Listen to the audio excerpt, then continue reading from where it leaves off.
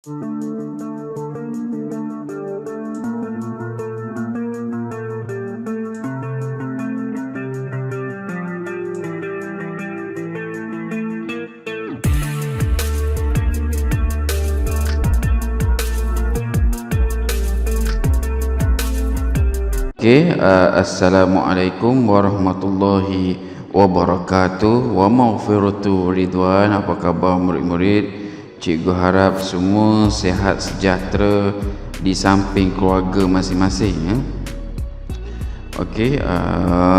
Hari ini kita masih lagi di bab 2.3 iaitu reka bentuk elektrik, episod yang ketiga. Jadi pada pandangan cikgu, kita agak lambat dalam bab ini kerana masih lagi dalam bab elektronik, bab elektrik. Sedangkan kalau mengikut jadual pembelajaran kita, iaitu mengikut sukatan, kita sepatutnya dalam topik elektronik. Walau bagaimanapun, bagi cikgu dia tetap dalam keadaan yang masih dalam landasan yang betul, kerana bab elektrik ini mengandungi pemahaman yang tinggi dan juga melibatkan pengiraan parameter. Jadi kita perlu agak berhati-hati dalam mengendalikan tajuk ini. Jadi awak mesti, murid-murid mestilah mendapat kefahaman yang betul, jitu dan kemas sebelum beralih kepada pengiraan parameter. Mungkin dalam minggu depan kita akan membincangkan tentang parameter, pengiraan parameter yang terdapat dalam bab ini.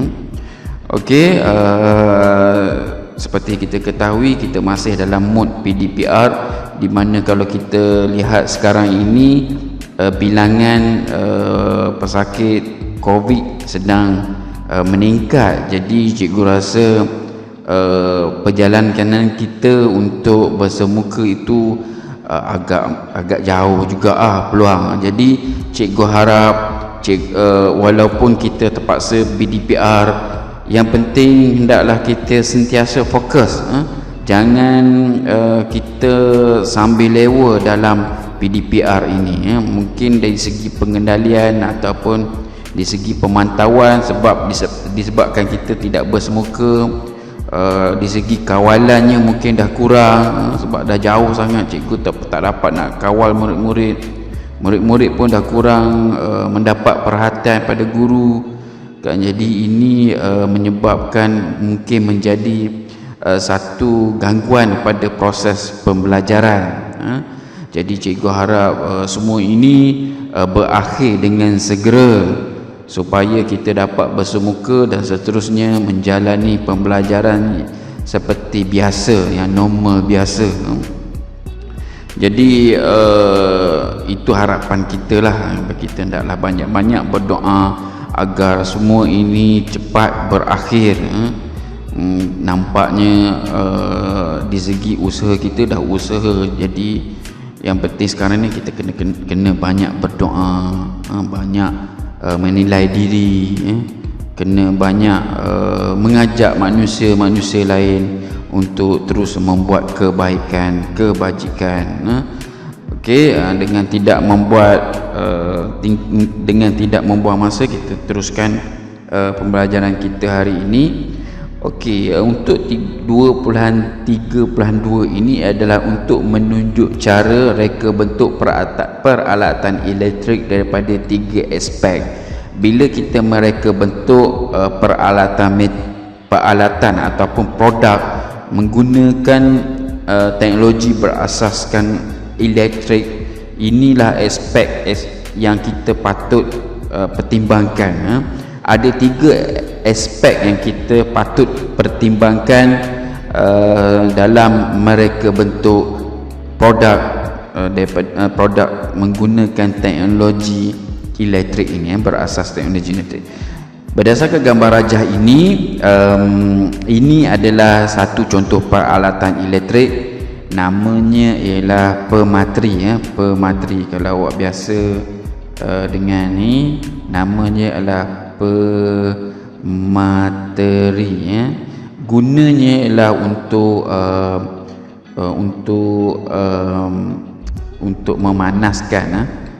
memanaskan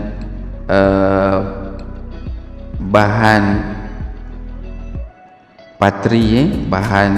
patri, iaitu gabungan beberapa logam yang mempunyai takat lebur yang rendah. Jadi bila bahan pematri ini yang mengandungi beberapa campuran logam ini dikenakan pada pematri ini, maka dia akan mencair, daripada bentuk pepejal akan bertukar kepada bentuk cecair, dan cecair ini kita letakkan pada kaki komponen yang kita lekatkan pada bot elektronik. Bot elektronik itu contohlah. Jadi bila kita letakkan cecair logam tadi yang tengah mencair, yang tengah panas tadi, bila dia kena pada kaki logam, bila dia sejuk, dia akan mengeras dan memegang kaki komponen elektronik ini pada bot elektronik, pada papan elektronik. Jadi inilah caranya bagaimana kita melekatkan ataupun membuat sambungan komponen-komponen elektronik pada bot elektronik bagi menjalankan satu fungsi. Ini satu contoh alat itulah. Kalau masih ingat pelajaran minggu lepas, apakah elemen-elemen yang patut ada pada sebuah elemen yang patut ada pada peralatan elektrik, iaitu mesti ada dia beban. Beban ni adalah perkara yang dia buat kerja. Yang kedua, di segi kawalan dia, macam mana awak nak mengawal peralatan ini, di segi suhu dia, di segi kecepatan dia. Kalau motor dia, kita kena kawal kecepatan dia. Lepas tu kita ada medium, bagaimana arus elektrik ini dialirkan daripada satu tempat ke tempat yang lain. Kalau kat sini kita boleh nampak dia menggunakan wayar. Dan akhir sekali ialah elemen ni adalah sumber. Apakah sumber elektrik? Sumber elektrik untuk peralatan ini adalah sumber elektrik daripada grid kebangsaan, iaitu menggunakan arus ulang-alik. Jadi kita boleh nampak ni, bahagian ini ialah bahagian yang disambungkan kepada sumber arus. Ini kita boleh nampak dia adalah medium. Wayar ni adalah medium. Ini cikgu ulang balik apa yang kita belajar minggu lepas. Kat sini ada butang kawalan. Ada butang kawalan Swiss buka tutup. Kita ada kawalan suhu, nombor 6 ni. Nombor 6 adalah power switch untuk buka tutup, switch untuk buka tutup. Nombor 7 ni yang bulat ni adalah kawalan suhu, awak nak suhu berapa. Jadi ini kita boleh kawal. Kemudian kita ada LED kat sini. Nombor nombor 5 kat sini, nombor 5 ni. Dia ada LED untuk mengetahui sama ada peralatan ni sedang berfungsi ataupun tidak. Jadi nombor 8 insulation shell. Ini adalah penutup plastik dia untuk memegang bahan kawalan. Kemudian tadi kan medium, ini adalah kawalan, kita panggil dia kawalan. Kawalan. Dan yang terakhir sekali ialah beban. Ini adalah beban. Beban ni adalah perkara beban ni adalah kerja yang dilakukan oleh peralatan elektrik itu, sama ada memutarkan sesuatu, memanaskan sesuatu, menghasilkan suara, menghasilkan cahaya. Itu beban adalah kerja yang dilakukan oleh peralatan elektrik. Jadi apakah aspek reka bentuk tadi? Itu adalah elemen. Apakah yang kita nak kenal pasti hari ini ialah bukan elemen ni adalah untuk mengingati semula aspek reka bentuk. Aspek reka bentuk yang perlu kita pertimbangkan semasa membuat reka bentuk peralatan elektrik kita. Yang pertama ialah keselamatan. Keselamatan ialah melindungi pengguna daripada suhu pemateri yang tinggi. Seperti kita ketahui, alat ini adalah alat menghasilkan haba yang tinggi, iaitu alat pemanas untuk memanaskan logam. Logam walaupun dia mempunyai takat lebur yang rendah, tetapi dari segi untuk penerimaan dari segi kulit manusia itu masih lagi tinggi. Kulit manusia masih tidak bagi mampu untuk menerima kesan suhu yang tinggi, yang mana boleh berlaku kecederaan, melecur, kesakitan pada pengguna. Bila melecur, dia akan melibatkan luka, boleh menyebabkan permukaan kulit bocor, yang boleh menyebabkan dia terdedah kepada virus dan bakteria daripada luar permukaan kulit, kan. Kalau kena air, ada kuman-kuman ke apa, dah jadi nanah.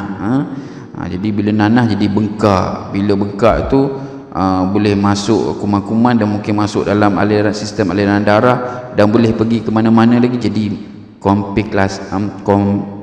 komplikasi yang mungkin lagi serius. Jadi kita ingat luka biasa, tapi sebenarnya dia boleh menjadi satu komplikasi kesihatan yang serius sebenarnya. Sebab tu kalau kita luka, kita tidak boleh sambil lewa. Awak kena rawat dengan betul. Jangan ambil mudah. Kalau terkena paku ke, terkena pisau ke, apa-apa permukaan kulit yang terluka ataupun terdedah kepada anasir luar, daripada elemen luar, kita mesti rawat. Sebab tu kita ada peti pertolongan cemas dekat rumah. Mesti ada antiseptik, kena ada ubat luka, kena ada pembalut. Walaupun kita kena ada handiplast kan, untuk tutup luka. Sebab apa kita tak nak luka kita ini terdedah kepada faktor luar ataupun kehidupan yang luar selain pada badan kita, yang boleh menyebabkan komplikasi kesihatan. Itu di segi kesihatan. Jadi ada, kalau kawat tengok kat sini, dia ada kat sini insulation cell ni adalah fungsinya adalah untuk menutup bahagian pemegang ini daripada haba lah. Kita boleh tengok semua ini adalah alat ini dari segi keselamatan. Kita nak tengok dari segi pertama, haba lah, suhu yang tinggi. Jadi kita guna bahan-bahan plastik. Bahan plastik ni juga adalah penebat haba. Jadi kita guna penebat haba. Jadi kita banyak guna bahan plastik dan kemudian bahan campuran antara penebat haba ni, bahan campuran antara plastik dan juga getah sintetik. Getah sintetik. Jadi ada dua fungsi kat sini, daripada haba dan juga daripada arus elektrik. Seperti kita tahu, arus elektrik juga tidak boleh kena pada jari manusia, pada tangan kita. Tidak, dia berlaku renjatan. Bila berlaku renjatan, awak kejang tubuh awak, menyebabkan awak boleh berlaku kematian otak. Dah kejang semua, tak boleh bernafas, jantung awak tak bergerak, jadi kejang.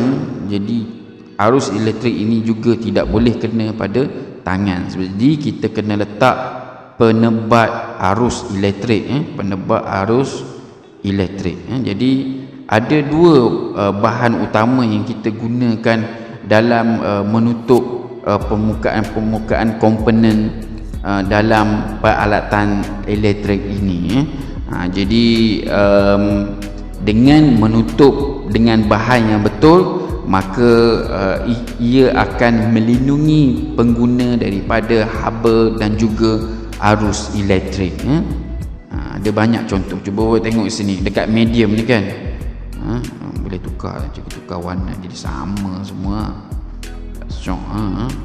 Okey, kita tengok daripada medium ni, daripada ambil warna hijau pula. Okey, kita tengok medium ni. Kita tengok medium ni, dia menggunakan campuran antara cikgu rasa sebab dia lembut, jadi dia guna getah sintetik. Getah sintetik. Mengapa dia guna getah sintetik? Sebab dia mudah untuk dilenturkan. Selain mudah lentur, selain daripada dia adalah penebat arus elektrik, elektrik tak mengalir melalui dia. Dalam dia ada kuprum ni, medium yang sebenar yang mengalirkan elektrik bukan getah ni, dia adalah kuprum. Bahan logam kuprum itu yang mengalirkan arus elektrik, yang dikatakan sebagai medium. Yang getah luar ni ialah penebat, campuran antara, gabungan antara bahagian getah sintetik dengan kuprum ni kita panggil wayar. Kita duk panggil wayar elektrik. Kalau sebut bahan logam kita panggil logam, kuprum tembaga je. Tapi bila dia bergabung dengan getah kita panggil dia wayar elektrik. Nak pergi mana tu? Nak pergi kedai, nak buat apa? Nak beli wayar elektrik. Bila sebut wayar elektrik orang tahu itu adalah gabungan kuprum dengan getah sintetik sebagai penebak arus elektrik. Jadi getah sintetik ni digunakan kalau sebagai penebat sebab dia mudah dilenturkan. Boleh bergerak ikut macam mana kita nak tarik, nak pendekkan, apa senang nak uruskan dia. Mengapa ada perkataan getah sintetik, cikgu? Sebab memang kita ada dua jenis getah, iaitu getah asli dan juga getah sintetik. Getah sintetik dibuat daripada petroleum, getah asli dibuat daripada pokok getah yang sumbernya alam semula jadi. Jadi biasanya kita tak guna dalam wayar elektrik getah asli sebab dari segi karakternya dia terlalu lembut lah. Awak kena banyak campur bahan-bahan lain supaya dia betul-betul agak keras sikit. Dan juga dari segi keperluannya tidak perlu guna getah asli sebab memadai guna getah sintetik. Sebab getah asli ni biasa kita guna dalam industri peralatan perubatan. Sebab peralatan perubatan ni adalah melibatkan penggunaan dalam tubuh manusia, dekat dengan tubuh manusia. Jadi tubuh manusia ni ada jenis-jenis dia alah ataupun dia tidak boleh senang bergabung dengan bahan kimia getah sintetik. Getah sintetik ni banyak bahan kimia, ada campur tu campur ni kan.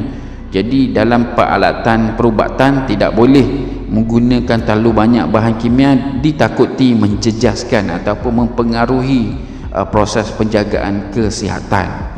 Jadi getah asli banyak digunakan dalam dunia perubatan kerana dia adalah daripada tumbuhan dan sudah tentulah dia tidak berbahaya, tidak ada banyak bahan kimia yang mungkin mempengaruhi kesihatan manusia. Itu getah. Lain yang kena nampak kawalan ni dia guna ke depan pula. Ini kawalan ni dia guna bahan plastik lah. Bahan plastik ni digunakan sebab dia lebih keras. Jadi dia selain daripada penebat elektrik dan haba, bila dia keras senang untuk letakkan komponen kawalan tu tadi. Senang nak lekatkan, sebab dia sedikit keras, jadi senanglah nak lekatkan kawalan tu tadi, suis dia apa semua. Kemudian dekat sini dia ada pemegang. Sini dia tulis nombor 4, rubber handle. Nampak rubber handle. Rubber handle ni adalah campuran getah sintetik, mungkin ada getah asli juga mungkin sikit. Sebab rubber handle ni biasa mesti dia keadaan dia lembut lah. Getah asli tu kebanyakan dia memberi rasa yang lebih lembut dalam masa memegang. Jadi kalau awak tengok ada setengah produk tu, kita rasa bila kita pegang dia punya bahagian lembut tu, ada kebanyakannya adalah disebabkan ada campuran getah asli. Okey, kedudukan peranti. Nombor 2, aspek yang kedua ialah kedudukan peranti. Kedudukan suis, LED dan pengawal tu adalah sesuai dan mudah digunakan. Contoh kat sini dia buat dekat sini, jauh daripada pemanas, jauh daripada sumber. Jadi boleh dikatakan dia berada di tempat yang paling sesuai lah. Kedudukan yang sesuai dan mudah digunakan. LED ni duduk dekat sini kan, kalau duduk dekat jauh pada indikator ni, jauh dekat daripada tempat yang mudah dilihat, ditakuti kita ingat benda tu tengah sejuk, kita tak perasan lampu tu menyala sebab dia agak jauh daripada pandangan mata, mungkin dekat ujung wayar ke ujung pemanas ke kan. Jadi menyebabkan boleh berlaku kemalangan. Jadi kena kedudukan tu mestilah sesuai. Itu aspek kedua. Aspek yang ketiga ialah sambungan litar. Sambungan litar tu disusun mengikut fungsi peranti dan juga keselamatan. Sebab kita boleh ketahui ini adalah bahagian yang panas lah. Sebab tu awak nampak reka bentuk alat peranti ni agak panjang. Sebab apa? Sebab kita nak lari jauh sikit daripada bahagian pemanas ni untuk pengendalian peralatan ini. Jadi kita letak litar dia jauh sikit. Kita letak hanya letak elektrik je kat ujung. Lepas tu dari segi kawalan dia, dari segi on off dia, dari segi butang tutup buka dia, jadi kita letak jauh sikit. Jadi kita buat sambungan litar tu disusun mengikut fungsi peranti dan juga keselamatan. Sambungan litar ni ada jenis-jenis dia. Sebelum ni awak belajar tentang jenis arus. Kita ada arus ulang alik, kita ada arus terus. Ini adalah jenis arus. Kemudian kita ada jenis litar. Jenis litar pun ada dua. Ingat tak jenis litar apa dia? Jenis litar ada dua. Ada sesiri, ada selari. Sesiri yang bentuk dia bulat tam. Jadi selari ni dia ada banyak ni. Ingat lagi tak? Ini cikgu revision lah sikit. Jadi ingat dia punya terma, jenis arus, jenis litar arus elektrik, kemudian ada jenis sambungan litar. Jenis sambungan litar, ada jenis-jenis dia. Ini pun awak kena pertimbangkan, bukan pertimbangkan lah. Jadi kita kena sedar ada jenis-jenis dia. So kita lihat apakah jenis-jenis dia. Lepas ni lah kita masih dalam slide keselamatan. Keselamatan aspek yang pertama cikgu sebut tadi, iaitu litar elektrik berada di bawah ataupun ditutup. Kalau kita tengok kebanyakan peralatan elektrik kita ini, dia punya wiring daripada dia punya litarnya berada jauh daripada tempat yang selalu kita mengendalikan mesin tersebut, peralatan tersebut. Contohnya periuk nasi, kita banyak mengendalikan di bahagian tepi ni, bahagian atas, nak letak beras yang dah dibasuh, nak letak penutup. Jadi pengendaliannya adalah di sebelah atas. Kita banyak buat kerja mengendalikan alat ni di sebelah atas. Jadi litar elektrik biasanya diletak di bawah sebab bagi mengurangkan dia terlalu diganggu oleh pergerakan kita, diganggu oleh ataupun semasa kita mengendalikan peralatan ini. Jadi kita letak dia dekat bawah, dan biasanya kita ada penutup yang ada skru. Ni ada skru, ada skru, ada 3-4 skru. Sekurang-kurang kalau dia jatuh ke, tertolak atas meja, tergolek ke, dia tidak mudah terbuka litar ni. Dia masih sebab litar yang terbuka ni kan, kita tak sedar dia terbuka. Lepas tu kita pasang pada plug, masa kita dah bawa dia tu terbuka kena tangan, jadi kita boleh berlaku renjatan elektrik. Itu yang kita nak elakkan. Jadi kita mengharap litar ini tidak terlalu terdedah. Tidak terdedah sebenarnya, bukan tidak terlalu terdedah. Kita kalau boleh, seboleh-bolehnya memang untuk tidak mendedahkan litar ni daripada luar satu peralatan. Kita betul-betul kena sembunyikan. Kita kena betul-betul letak penebat supaya dia tidak terkena pada tangan kita, tangan pengguna lah. Mesti ada penebat arus dalam mengendalikan litar elektrik dalam peralatan elektrik. Begitu juga dengan kedudukan peranti dalam litar. Peranti ini contohnya pemanas, pemutar, penggolek, benda-benda yang buat kerja lah dalam litar ni. Kedudukannya disambung dengan litar elektrik ni supaya dia jimat dan juga lebih kemas.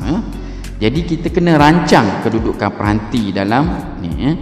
Sebab apa? Kalau awak tak rancang yang betul, mungkin awak akan menggunakan ruang yang banyak. Awak guna ruang yang banyak, yang besar, jadi boleh dikatakan awak tidak jimat ruang. Tidak jimat ruang. Bila awak tak jimat ruang, bila awak buat produk yang agak besar, produk besar, sebab dia jadi tak urus dengan baik, maka awak akan guna bahan mentah yang banyak. Bahan untuk buat besi ni jadi banyak. Jadi kalau banyak, jadi membazir satu. Sebab tak perlu banyak pun sepatutnya, jadi dia membazir. Yang kedua, dia akan jadi besar lah. Jadi besar. Dah lah membazir, lepas tu besar, nak angkat hulu giling. Fungsi dia coek je untuk masak nasi je, tapi dia punya besar macam masak nasi dalam kawah. Jadi itu yang kita nak elakkan menjadi satu aspek, iaitu kedudukan peranti dan litar tu mestilah diurus dengan baik, supaya dia jimat ruang dan juga lebih kemas. Okey, kita ambil contoh. Contoh sini ialah setereka. Ini adalah setereka. Setereka ini apa dia ni? Macam panggung wayang. Cantik pula. Ini adalah oven ataupun ketuha elektrik. Ketuha elektrik. Cantik tulisan cikgu ni. Lebih pada doktor.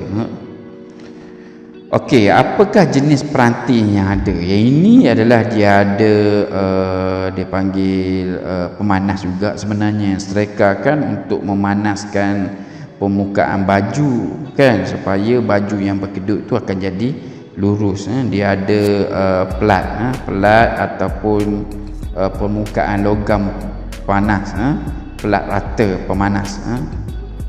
Pelat rata pemanas ataupun pemanas pelat rata, bolehlah mana-mana. Tapi yang penting kata kuncinya adalah pemanas. Sementara ketuha mikro ni pun dia ada juga adalah elemen pemanas. Jadi bila ada pemanas, dah tentulah dia ada kawalan dia, awak nak suhu berapa. Kalau kain kapas lain dia punya suhu, kalau kain polister lain, kalau sutera lain, dia ada kawalan dia. Ada Swiss, mestilah ada Swiss. Sama juga yang ini, nak masak ayam lain, nak masak daging lain, nak masak ikan lain, lain dia punya suhu. Jadi awak mesti ada faktor kawalan, peranti kawalan dalam setereka dan juga ketuha elektrik. Okey, apakah ciri-ciri keselamatan yang ada? Kita dapati dia menggunakan penebat haba. Cuba kita tengok kat sini, dia ada macam getah-getah ni, getah-getah warna coklat kat sini, warna brown. Ini adalah bagi meminimalkan sentuhan di antara plat panas ni dengan cover penutup atas. Itu kita panggil sebagai penebat haba. Dia nak memisahkan. Cikgu, mengapa dia buat bulat-bulat macam ni?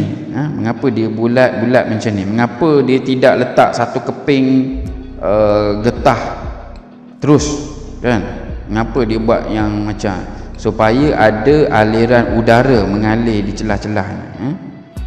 Ini adalah sistem penyejukan secara semula jadilah. Jadi penutup dia ni dia buat macam tak rapat manalah antara pelak panas ni dengan penutup atas. Awak akan dapati dia tak rapat, dia ada macam satu ruang. Jadi bila dia panas, bila ada aliran udara mengalir ni, dia akan menolak haba panas tu keluar. Jadi haba ni selain daripada ditebat oleh penebat haba oleh getah ni, dia juga dihilangkan tenaga haba itu melalui aliran panas keluar daripada sisi streka tersebut. Jadi dia ada banyak sebab lah udara ni akan terus kekal di permukaan baju kan, bila dia duduk mengalir, duduk main kat sana. Jadi dia tak main belah-belah atas. Jadi ada teori dia orang lah, teori reka bentuk yang pengeluar boleh jelaskan. Jadi kalau cikgu jelas ni, jadi cikgu pula jadi juru cakap sereka. Jadi cikgu cakap secara mudahnya yang kita boleh dapati, kita boleh nampak kat sini, dia membenarkan pengaliran udara. Jadi tidak perlulah guna getah yang banyak, sebab kita ada sumber proses yang lebih menjimatkan, jimat bahan. Tak payah. Lagipun getah ni dia ada had umur dia. Maksudnya dalam setahun dua tu mungkin dia okey, masuk tahun keempat kelima dia jadi keras. Jadi fungsi penebat dia tu mungkin dah menjadi kurang. Jadi kalau menggunakan sistem aliran udara, penyujukan udara ni, jadi tidak perlu banyak modal, tidak perlu kita nak buat proses pergantian semula getah-getah ni. Memadai lah kita guna penyujukan secara menggunakan penyujukan udara secara semula jadi. Okey, ciri keselamatan pada ketuhar elektrik pula. Ciri keselamatan ketuhar elektrik kat sini kita boleh nampati dia buat kotak macam ni je, kotak tertutup. Kotak tertutup. Jadi kotak tertutup ni akan mengepung, akan menghalang haba itu keluar. Haba keluar. Jadi haba ini akan berlega-lega dalam ketuhar saja. Sebab dia adalah kotak yang tertutup. Salah eja pula. Sebab dia ciri keselamatan kat sini, dia adalah kotak tertutup. Boleh tak kalau kita buat oven kotak terbuka? Boleh. Sebab pemanas dia dah ada. Yang memanaskan sebenarnya adalah alat pemanas ni kan. Tapi untuk meningkatkan ciri-ciri keselamatan yang ada pada produk ini, kita biasanya buat kotak. Jadi haba ni tak terbebas keluar. Kalau tak ada kotak ni, bila kita masak kat dapur dengan kita lagi sekali rasa panas kat dapur tu. Kita rasa bahang dia. Tapi dengan adanya kotak ini, haba tidak akan terkeluar. Jadi tak adalah kena haba panas dekat luar tu, tak adalah kena benda-benda lain. Jadi biasa kita buat dalam kotak yang tertutup. Kotak ini, kaedah ni juga menjimatkan tenaga. Sebab bila dah sampai suhu yang dihendaki, katalah 180, 250, dia akan ada detektor yang akan memberhentikan pemanasan. Sebab apa? Haba dalam ni dah cukup dah. Jadi cukup mencapai suhu yang dihendaki untuk memasak makanan tertentu pada suhu-suhu yang tertentu. Okey, kita tengok pada kedudukan peranti dalam streka telah disusun dengan baik. Boleh nampak dia susun kat sini. Tukar warna jap. Macam mana tukar warna? Kita tukar warna. Tadi dah merah biru pula.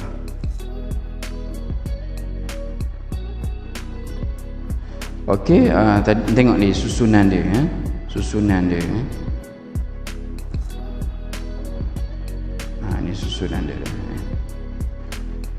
Susunan elektrik, nampak tak? Disusun dengan cantik sekali, dengan baik, yang kemas supaya dia mendapat reka bentuk sereka dia hendaki. Seperti kita tahu, sereka ni dia muncung dia ke depan, lepas tu dia membulat ke belakang, lepas tu dia rata. Jadi disusun betul-betul dia punya peranti ni supaya dia mencapai bentuk yang dihendaki.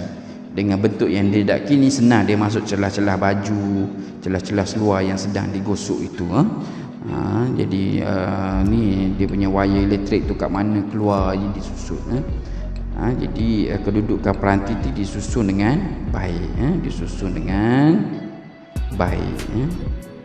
Ini pun sama juga, disusun pemanas tu dengan baik jugalah. Ada atas, ada bawah, kiri, kanan, semua ada pemanasan. Ada pemanasan juga disusun dengan baik bagi mencapai reka bentuk-bentuk yang dihendaki lah.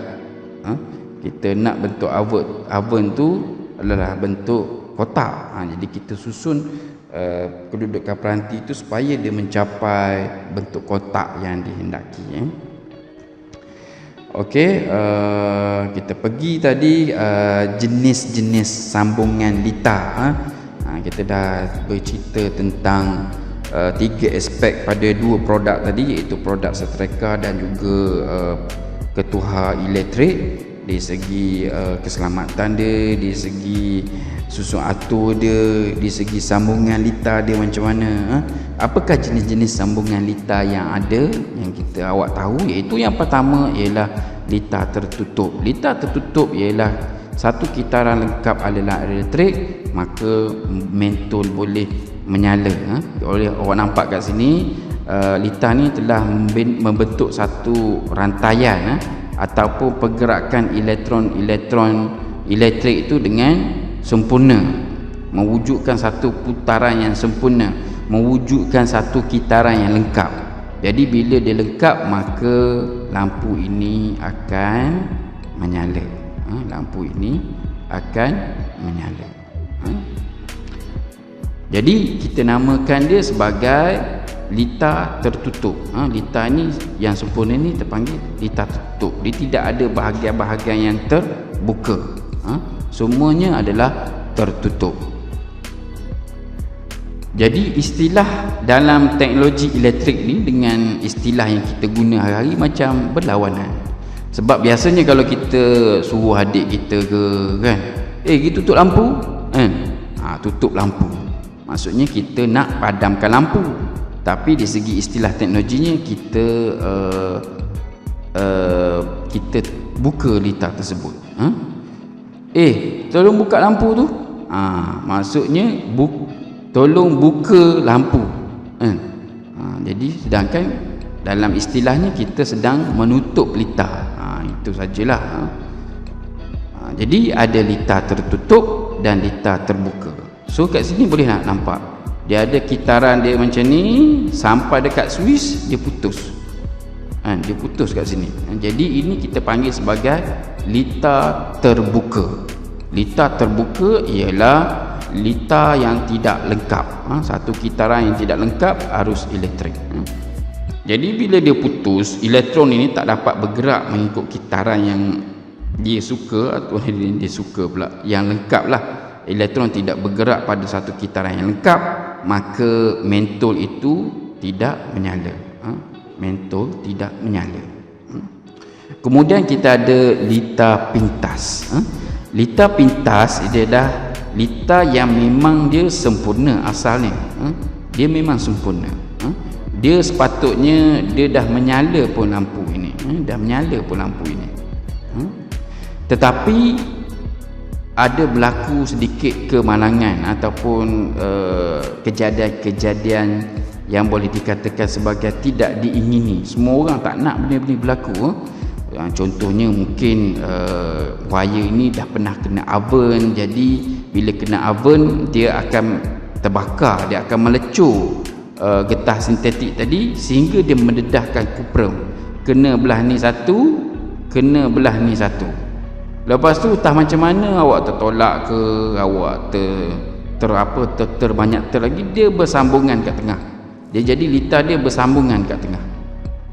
Dia jadi bersambungan dekat tengah. Jadi elektron yang bergerak daripada bateri tadi sepatutnya masuk dalam mentol, dia akan jadi juga mengalir di tengah-tengah. Dia akan jadi litar selari. Dia akan jadi litar selari. Bila jadi litar selari, arus dia sama. Jadi tak ada masalah sebenarnya. Arus dia sama. Kalau sini berapa ampere, kalau sini 10 ampere, sini pun 10 juga, dia sama. Jadi apa keburukan dia? Bateri jadi cepat habis lah kan. Sepatut dia boleh menyalakan lampu ini dalam 5 jam, 6 jam kan. Tetapi sebab dia dah berlaku litar pintas, bateri cepat habis, dia hanya boleh bertahan 2 jam saja, ataupun 1 jam. Cikgu, mengapa dia tak bagi 2? Sebab dekat tengah jalan ni dia ada macam berlaku sedikit panas lah. Sebab dia sebab mengalir elektron yang sangat banyak, menyebabkan wayar ini boleh jadi panas, sebab dia letak terpintas. Sepatutnya aliran dia adalah aliran normal, tapi sebab dia terpintas, bilangan arusnya mengalir pula sama. Kalau sini 10, menyebabkan wayar dekat dengan sini kan, ini 10 kat sini dah mengalir 20 tau. Dah ada bateri ni, jadi lagi banyak terpintas, lagi jadi panas. Bila jadi panas, itu arus elektrik tu daripada tenaga elektrik menjadi tenaga haba. Jadi dia lagi cepat habis. Dalam masa berapa jam, 1 jam boleh ni. Jadi kat sini contoh litar pintas. Jadi litar pintas ni sangat bahaya, sebab cikgu cakap tadi, bila arus mengalir dengan lebih banyak, sebab dah banyak laluan dia, elektron tu lagi banyak mengalir, jadi panas. Jadi benda ni kalau dia awak terkambus bawah baju yang dah kering, dah angkat-angkat baju tu awak terkambus litar elektrik, litar kipas ke, litar lampu ke, awak tak perasan dia terpintas. Bila dia panas, bila kena baju, dia boleh terbakar. Baju terbakar, kena pula almari, kena kabinet terbakar, dia kena lansir pula, lansir pun pergi bakar sili pula pergi bakar bumbung. Bersambungan sehinggalah keseluruhan rumah akan jadi terbakarlah, kebakaran rumah. Jadi litar pintas ni awak kena berhati-hati. Kerosakan disebabkan oleh pertemuan antara pengalih hidup dengan hidup yang lain, ataupun hidup dengan neutral. Ada yang berlaku hidup dengan hidup, ada hidup dengan neutral. Yang penting dia akan jadi banyak pengaliran arus. Kalau bateri dia tahan sikit, dia cepat habis, lepas tu awak boleh buang bateri, tak sempat nak terbakar pun, sebab dia habis macam tu saja. Tetapi kalau elektrik rumah kan, dia sumbernya adalah daripada grid kebangsaan. Bila dia nak habis, dia tidak akan habislah. Sebab itulah kebakaran rumah yang melibatkan elektrik biasanya daripada elektrik rumah. Sebab apa? Sebab bekalan elektriknya adalah berterusan. Awak letak berapa arus banyak, awak letak terpintas 10 lampu, 20 lampu, 100 lampu pun, elektrik tetap juga mengalir, sebab sumbernya adalah unlimited. Sumbernya tidak terhad, sumbernya datang daripada seluruh negara.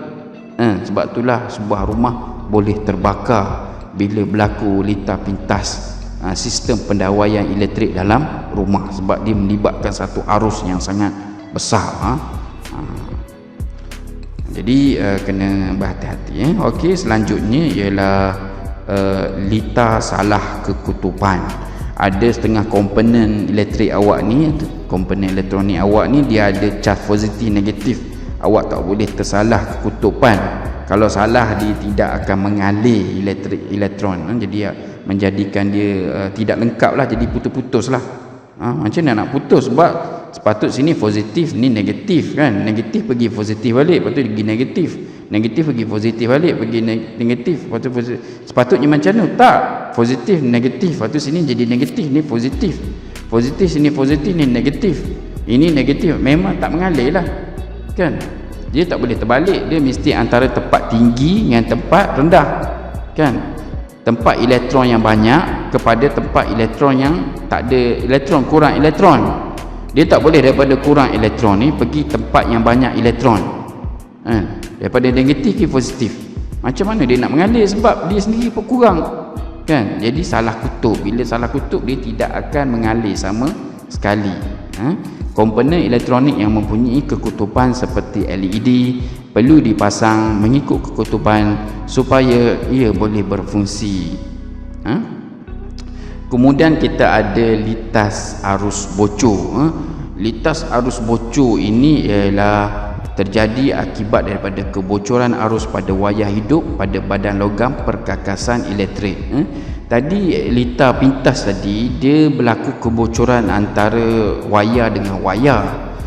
Bila wayar dengan wayar ni dia banyak mengalirkan arus elektrik, sama-sama dia lah wayar. Tapi lita arus bocor ni dia bahagian yang dia tak ada hidup pun, bahagian yang memang arus ulang alik ni dia kena pada badan cerik, sini cerik, dia kena pada bahan logam.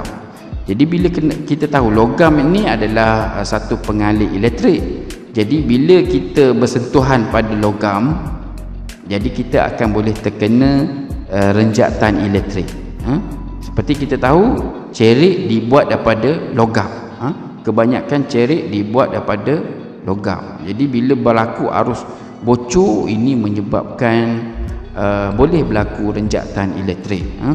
Kalau ditengok segi lita ini, memanglah sedaya upaya pengeluar elektrik ini cuba menyusun peranti ataupun melindungi komponen lita elektrik ni di sebalik belakang menggunakan bahan-bahan plastik. Di hujung kan, kat sini kan dia guna bahan plastik, barulah keluar bahan alat pemanas. Tapi ialah namanya pun adalah kemalangan tidak berbau. Kemalangan tidak boleh berluka, tidak boleh diduga. Kemalangan tidak boleh diketahui bila berlaku. Jadi kena sentiasa berhati-hati. Jika berlaku kebocoran arus, bila kita sentuh boleh kena pada diri kita. Ini bocor ni ada tak cerik yang bukan daripada plastik? Mengapa cerik ini adalah dibuat daripada logam?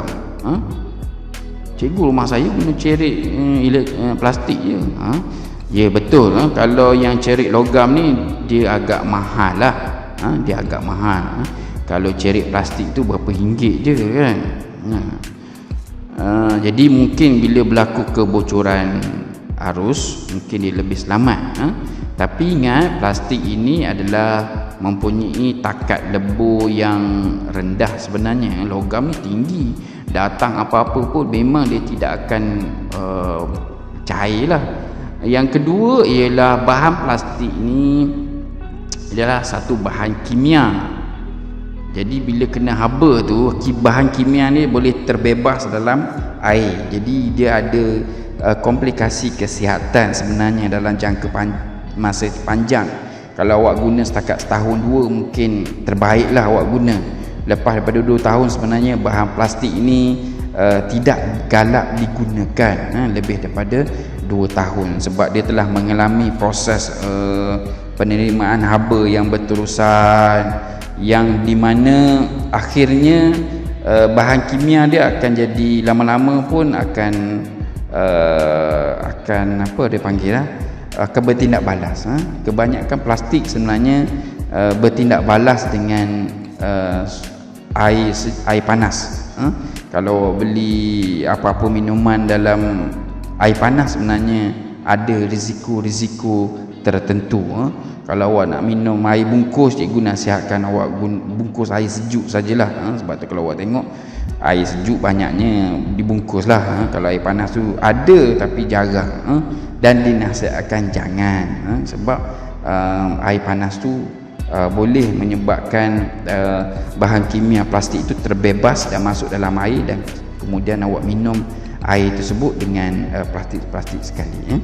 Jadi cerik logam adalah terbaik, sebab dia takat lebur dia tinggi dan dia tidak ada bahan kimia seperti bahan plastik. Dia hanya logam semata-mata. Jadi lebih selamat. Walaupun dia mahal, tetapi dia boleh tahan 5 tahun, 6 tahun, malah 10 tahun pun. Sebab apa? Sebab dia tidak melibatkan bahan yang mudah berubah disebabkan oleh suhu panas. Panjang pula cerita. Yang seterusnya ialah lita bypass. Lita bypass ialah penyambungan dua perkakasan elektrik yang berlainan pada satu fuse yang sama. Awak nampak tak kat sini bahagian live ni dia letak, sepatutnya letak satu je wire ni, tak boleh dua, sepatut satu sahaja. Ini sebab apa dia telah buat bypass.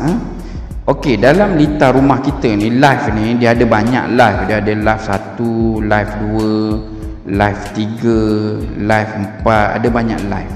Yang neutral ni satu je. Neutral pun banyak juga, ada neutral 1, neutral 2. Live 1 pergi neutral 2, live 2 pergi neutral 3, dia macam tu. Okey. Jadi setiap satu live ni dia ada satu fuse. Live ni satu fuse. Fuse untuk kipas dengan lampu lain nilai dia, untuk soket lain.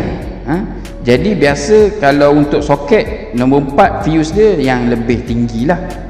Kalau awak masak apa pemanas guna peti ais apa, dia tidak bertindak balas lah. Sebab apa? Dia fuse dia adalah takat lebur dia tinggi. Jadi dia tunggu part atas tu terbakar, hangus, ada keluar asap, baru dia macam dia baru naik lah fuse dia. Dia akan putus. Tapi untuk fuse nombor 1, nombor 2, fuse kipas lampu ni, dia mempunyai takat lebur yang amat rendah lah. Sebab apa? Kalau berlaku apa-apa, kipas hangus ke, lampu terbakar ke apa, dia akan cepat-cepat memutuskan litar berdasarkan fuse ini. Dia ikut beban. Sebab litar beban untuk kipas dalam lampu ni sikit. Bila dia sikit, ada berlaku sikit je masalah, dia akan terus ni. Jadi ada orang, setengah orang, dia buat bypass. Maksudnya dia sangat faham dengan litar elektrik ni. Dia ambil suis lampu tu, dia jadikan plug untuk dia pasang komputer, dia letak cerik masak, cerik air, masak air kan. Jadi dia tak sesuai. Fuse ni tak sesuai. Jadi dia menyebabkan fuse ini mudah terbakar. Ataupun berlaku pengaliran yang besar pada ni, menyebabkan fuse ini akan rosak sama sekali. Kemudian dia akan jadi banyak masalah lah. Lampu selalu terbakar, kipas ini terbakar, disebabkan oleh awak buat bypass tu tadi. Jadi ini akan menyebabkan tekanan dan suhu berlebihan pada penebat. Jadi sepatutnya kalau wayar lampu tu, dia punya saiz wayar lain. Kalau untuk soket lain. Jadi kalau awak masak, awak buat bypass, masak dekat litar lampu, jadi dia boleh menyebabkan tekanan dan suhu yang berlebihan pada penebat. Wayar kuprum pada lampu tu boleh cair, boleh rosak sama sekali. Pasangnya tendang awak punya fuse, pasangnya tendang. Jadi awak terpaksa buat wiring semula untuk bagikan dia normal. Buat wiring semula bukan murah. Ada yang 10,000, ada 20,000, ada 40,000 pun ada. Bukannya satu kerja yang murah untuk buat pendawaian semula, disebabkan dah berlaku kerosakan disebabkan oleh tekanan dan suhu yang berlebihan dalam penebat. Juga boleh berlaku risiko litar pintas. Tadi kan cikgu dah cakap, bila dia panas dia akan mencairkan getah sintetik dia, jadi menyebabkan getah kuprum itu terdedah dan boleh bersentuhan antara satu sama lain. Kalau awak tengok pendawaian rumah ni, awak tengok dia memang berserabut, bertindan-tindan dia punya wayar elektrik dia. Jadi boleh berlaku litar pintas jika awak buat bypass. Ada banyak contoh bypass yang selalu dibuat. Awak macam extension kan, extension wire kan awak beli kat DIY extension. Awak beli wayar panjang tu, lepas tu kat ujung dia ada banyak soket, sampai 4 soket lah, 5 soket lah, 2 soket lah, ada yang 10 soket, banyak 10. Itu adalah contoh bypass. Sebab soket ni biasa ada 1-2 je dia buat untuk satu fuse. Mungkin 3 paling tinggi. Jadi kalau awak dah tambah sampai 10 soket, awak letak dah macam-macam, memang panas lah. Dan boleh berlaku risiko litar pintas, boleh berlaku tekanan yang tinggi dan suhu berlebihan pada penebat. Sebenarnya membeli essential wire itu sangat-sangat tidak digalakkan. Tambah-tambah kalau awak guna untuk peti ais, awak beli peti ais awak jauh daripada dinding, daripada soket dinding jauh, lepas tu awak beli extension, lepas tu awak pasang. Bila awak dah ada extension, dah ada 3 kepala tu, secara automatiknya awak terasa nak pasang tu, rasa nak pergi charge telefon, rasa nak letak radio, rasa nak pasang TV kat situ kan, dah ada plug banyak tu kan, soket banyak tu. Jadi menyebabkan tekanan pada pendawaian rumah. Pendawaian rumah awak boleh terbakar sebenarnya, sangat-sangat bahaya. Jadi untuk guna alat-alat pemanas seperti aircon ke peti ais ke, awak kena guna soket yang di dinding. Tak boleh awak guna yang extension, mesti guna daripada dinding. Cikgu, saya punya lokasi ni tak berapa strategik nak letak peti ais kan. Dia betul-betul kat tepi pintu dapur saya kan. Awak punya plug tu, awak punya soket tu di tepi dapur.